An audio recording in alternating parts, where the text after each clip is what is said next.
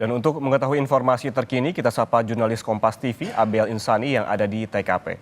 Abel, selamat siang. Bagaimana jalannya olah TKP dan apa kesimpulan sementara polisi dalam olah TKP hari ini, Abel?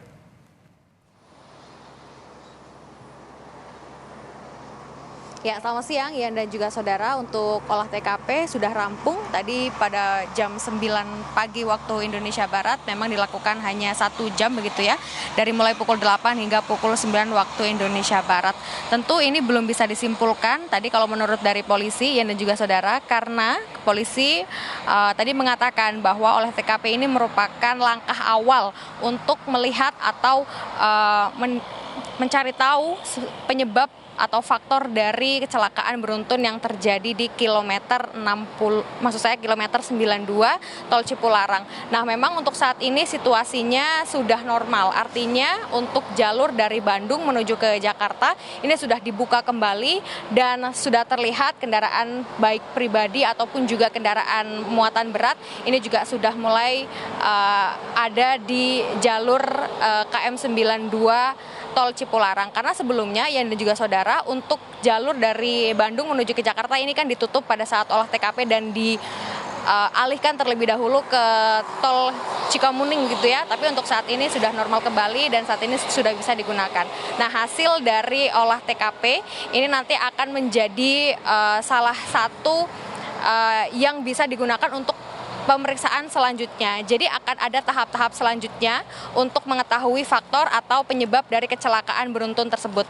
Tetapi Ian dan juga saudara, dari polisi juga menyatakan bahwa polisi membutuhkan waktu sekitar 1 hingga 2 minggu untuk mengetahui hal ini. Yang kemudian nanti setelah hasil dari olah TKP, polisi juga akan menanyai beberapa saksi, di mana saksi ini adalah saksi-saksi korban kecelakaan atau korban yang selamat begitu ya dari kecelakaan beruntun yang terjadi pada Senin sore pukul 15.15 waktu Indonesia Barat.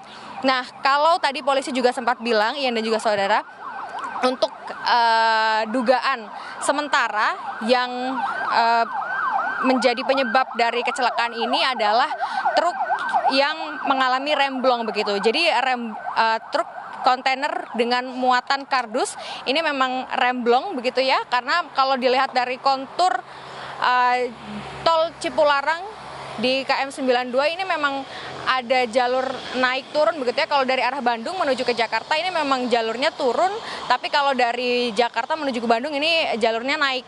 Nah, kalau polisi tadi mengatakan untuk truk atau kontainer yang menuju dari arah Bandung menuju ke Jakarta yang diduga menjadi penyebab dari kecelakaan, ini memang sudah melakukan pengereman dari 5 kilo sebelum ada di KM 92 ini. Tetapi memang rem yang dilakukan terus-menerus pada saat itu akhirnya blong begitu ya, dan akhirnya menabrak 17 kendaraan dan mengakibatkan ada 28 korban yang memang saat ini sudah dievakuasi. Nah, untuk korban dan juga kendaraan semuanya sudah dievakuasi. Tetapi memang untuk barang muatan seperti kardus ini memang masih ada beberapa yang di jalan begitu ya, yang artinya memang tidak bisa dievakuasi. Tapi memang tadi terlihat ada beberapa orang yang meminggirkan barang muatan kardus tersebut ke pinggir jalan agar untuk olah TKP ataupun juga lalu lintas ini bisa lancar kembali tanpa ada hambatan. Untuk saat ini olah TKP sudah selesai dan nanti kita lihat bagaimana hasilnya setelah 2 minggu ke depan, setelah juga polisi berada dalam tahap selanjutnya begitu ya, termasuk pemeriksaan saksi-saksi untuk bisa mengetahui penyebab dan juga apakah memang nantinya akan ada tersangka dalam kasus kecelakaan beruntun yang terjadi di Tol Cipularang kilometer 92. Kembali ke Anda, Ian. Olah TKP telah selesai dilakukan sebagai langkah awal untuk mengetahui penyebab pasti dari kecelakaan beruntun di Tol Cipularang. Namun, Abel, ini bukan pertama kalinya kecelakaan terjadi di ruas Tol Cipularang. Apa saja yang menjadi catatan polisian dalam hal ini?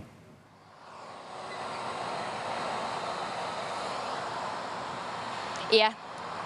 Baik Ian, memang kalau catatan dari polisi sebenarnya polisi sempat menghimbau begitu ya untuk para pengguna jalan khususnya di tol Cipularang KM 92 ini, termasuk yang tadi saya katakan bahwa memang kontur dari jalan di tol Cipularang ini ada naik turun begitu ya, artinya tidak rata begitu ya, dan harus berhati-hati dan harus memastikan bahwa memang keadaan dari pengemudinya ini fit dan juga dari kendaraan ini juga prima, karena memang situasinya ini tidak bisa diprediksi, apalagi kalau sudah musim hujan seperti saat ini November dan juga Desember, ini sudah musim hujan sehingga kalau ada hujan lebat dan jarak pandang yang terbatas, ini juga bisa mempengaruhi keadaan jalan yang sehingga ini juga harus diperhatikan bagi para pengguna jalan di kilometer 92 di tol Cipularang. Nah, yang menjadi konsen juga dari pihak polisian adalah ini kan dari tol Cipularang KM 92 ke 91 ini sebenarnya ada perbaikan. Tapi memang untuk perbaikan ini dilakukan karena adanya lubang-lubang di jalan tol ini begitu. Nah, kalau polisi tadi mengatakan bahwa sebenarnya untuk perbaikan jalan yang terjadi di kilometer 91 ini memang menyebabkan antrian, tetapi baru kali ini ada kecelakaan secara beruntun begitu ya. Ini dikarenakan adanya cuaca atau faktor hujan lebat yang terjadi pada saat kecelakaan tersebut berlangsung. Nah, untuk saat ini Ian dan juga saudara, untuk perbaikan di kilometer 91 masih terus dilakukan begitu ya. Tetapi memang kalau dilihat situasinya di kilometer 92 juga sudah normal kembali. Artinya memang untuk himbauannya dari pihak polisian adalah bagaimana dari para pengemudi dan juga pengguna jalan ini bisa terus memastikan bahwa keadaan dirinya sendiri ini sehat atau fit, lalu juga dari kendaraannya ini juga tetap prima untuk mengantisipasi adanya kecelakaan yang bisa saja terjadi jika memang pengecekan pada kendaraan secara berkala ini tidak dilakukan. Nah, polisi juga mengatakan bahwa sebenarnya ada sisi aman jalan begitu ya yang bisa digunakan bagi para pengemudi truk atau muatan besar begitu ya, ini ada di sebelum kilometer 92. Nah, ini dilakukan, maksud saya ini diadakan begitu ya untuk para pengemudi ini bisa mengecek terlebih dahulu kendaraannya, karena yang tadi saya bilang bahwa jika situasi dan juga kondisi pada saat hujan ataupun juga jarak pandang yang terbatas ini bisa menyebabkan kendaraan tidak berfungsi dengan baik begitu ya pada saat melakukan perjalanan di kilometer 92 dan bisa saja menyebabkan kerugian bagi pengendara lainnya. Jadi memang himbauannya seperti itu Ian dan juga saudara, dan saat ini situasi sudah normal kembali, semuanya sudah dievakuasi di rumah sakit, beberapa juga sudah mulai dipulangkan, dan kita akan tunggu bagaimana proses selanjutnya dari pihak polisian setelah olah TKP diselesaikan. Kembali ke Anda, Ian. Baik, terima kasih jurnalis Kompas TV Abel Insani melaporkan langsung dari kawasan tol Cipularang, Jawa Barat. Selamat bertugas kembali, tetap berhati-hati.